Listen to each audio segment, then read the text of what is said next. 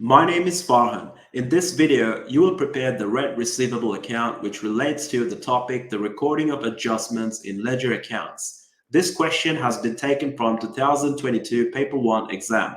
There is a significant chance of a similar question showing up in the next 2024 exam, so make sure to follow through this content properly and understand everything. The bookkeeper of Helpline is preparing the accounts for the year ended 31 March 2022. The rent receivable account for a flat rented out is still to be completed. So based on the information in the first paragraph, we can understand that Helpline is the landlord. The following information was provided. So in the table, the rent receivable owed to Helpline on 1 April 2021 was £860. Because the rent was owed to Helpline, this refers to the fact that from the perspective of Helpline, this is a current asset. So rent receivable account should have an opening balance as a current asset of £860. Then we have rent receivable paid into the bank during the year ended 31 March 2022 of £30,900. So when rent is paid into the bank, that should obviously result in an increase in the bank balance, or in other words, an increase in the amount of assets in terms of bank. Rent receivable refunded by Helpline is £500 for the year. We also have additional information included in the rent receivable paid into the bank was £2,730, which covered the 3 months ending 31 May 2022. Prepare the rent receivable account for the year ended 31 March 2022, showing clearly the amount to be transferred to the income statement and the balance brought down on the 1st of April 2022. So let's try to understand the complications that are involved within the question. First of all, so based on the additional information, we know that included in the rent receivable paid into the bank was £2,730, which covered the 3 months ending 31 May 2022. So £2,730 is valid for 3 months. So on that basis, the monthly rent can be calculated by taking £2,730 and dividing it by 3, which gives us £910. Now let's look into something else here as well. We understand that £2,730 covers 3 months, March, April, and May. And this is something that the question explicitly mentions here for the 3 months ending 31 May 2022. Because we're preparing the books on 31 March 2022, we have to make some adjustments.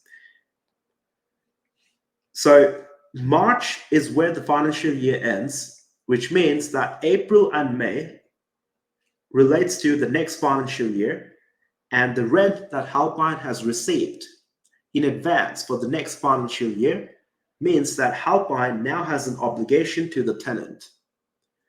So if that is the case, at the end of the financial year on 31 March 2022, Helpline has a current liability, which is also known as rent received in advance in this case.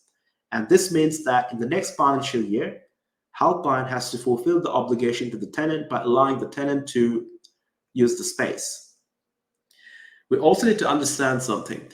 Always remember that liabilities, when you are preparing the T account, liabilities should have an opening balance on the credit side and a closing balance on the debit side. And for assets, they should always have an opening balance on the debit side and the closing balance on the credit side. Now, this is something you must memorize and remember, because this is going to be very important for your exam and will ensure that you get full marks on how you prepare the T accounts correctly. So let's move on to the main question.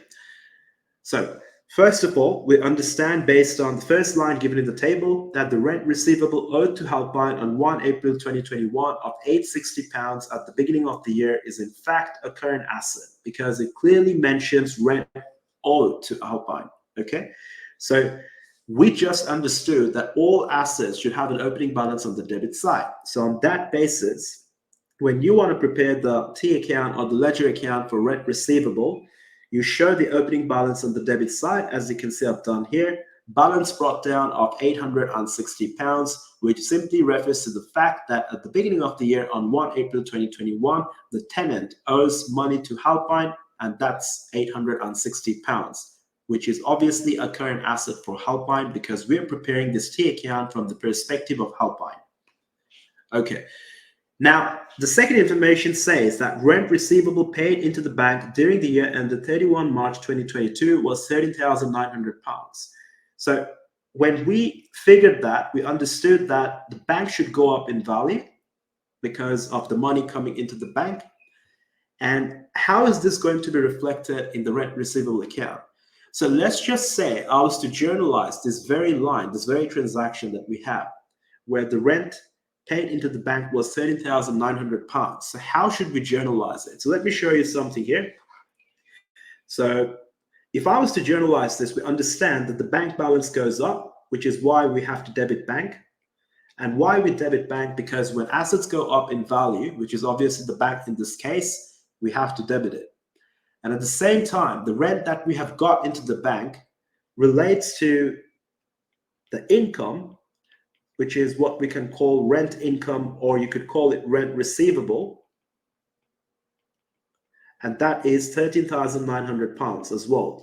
So if bank is debited, the other account that should be credited is either the rent income or the rent receivable account of £13,900, which means, so hold that thought. So which means that in the rent receivable account on the credit side, which is this side, we have to show the bank of £13,900. So this simply means that money has come into the bank of £13,900, and that money relates to the rent receivable for the period. Okay. During the year, we also know that rent receivable has been refunded by Halpine, and that is £500. Okay. So if rent receivable is refunded by Halpine, this should create an opposite effect to what we should normally do in the rent receivable account, which is generally an income account and goes up in value when it's credited. But because the money has been refunded by Halpine, it reflects a reduction in the value of the rent that has to be received, and therefore will be going on the debit side, as you can see I've done here. So bank debited within the rent receivable account by £500. All right.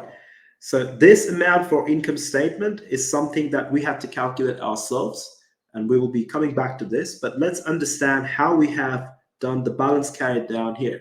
Now, the balance carried down here relates to the closing balance. And you may be surprised, like, why is the closing balance on the same side as the opening balance? So let's use some logic to understand why is that the case. So we understand that 2 months of rent has been paid in advance, which is for April and for May, all right? And we also understand that the £2,730 that we have received at end of March was received for 3 months.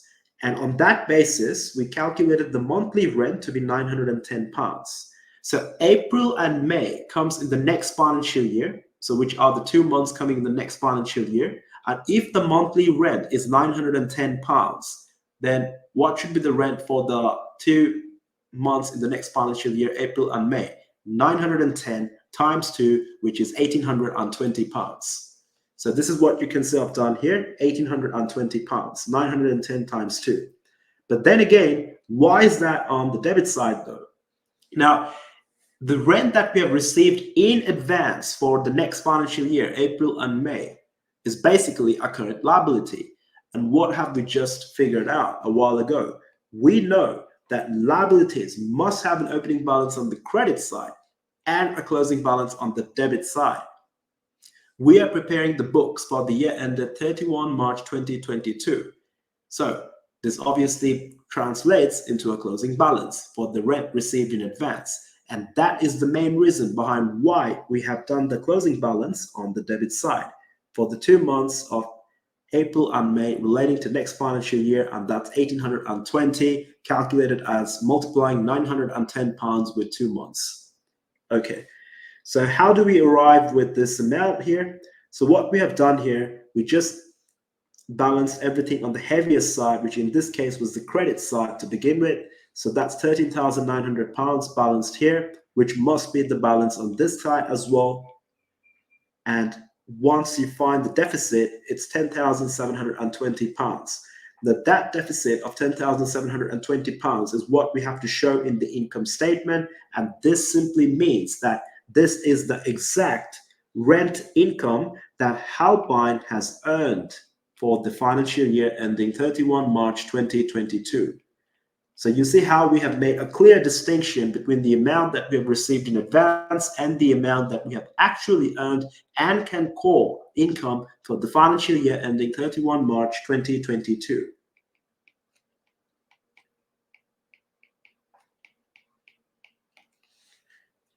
Okay, so don't forget to do one thing like I've forgotten here. So they have also asked you to bring the balance forward in the next financial year starting 1 April 2022, which is something you must do if you have to get full marks.